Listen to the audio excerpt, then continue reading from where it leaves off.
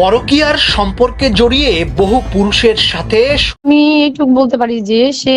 তার চরিত্রের সমস্যা, মানে এক এক ছেলে পুরুষে সে আসক্ত ছিল। একজন পুলিশ অফিসার বাংলাদেশের সাধারণ জনগণের জন্য সরকার তাকে নিয়োগ দেওয়া হয় এবং সাধারণ জনগণের নিরাপত্তার জন্য ভালো মন্দ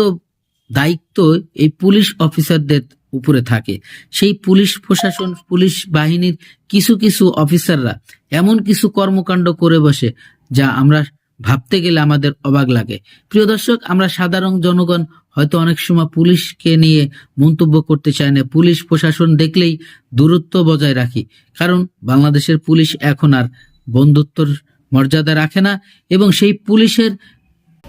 একজন পুলিশ অফিসার সে দেশের সাধারণ জনগণের বন্ধুর মতো কাজ করবে, আর সেই পুলিশ অফিসার নিজেদের অর্থ লুপাট করে দেশের মানুষকে বিপদে ফেলায় নিজের পকেট ভারী করে এখন তার যে ঘটনা আপনারা ভিডিওতে দেখেন।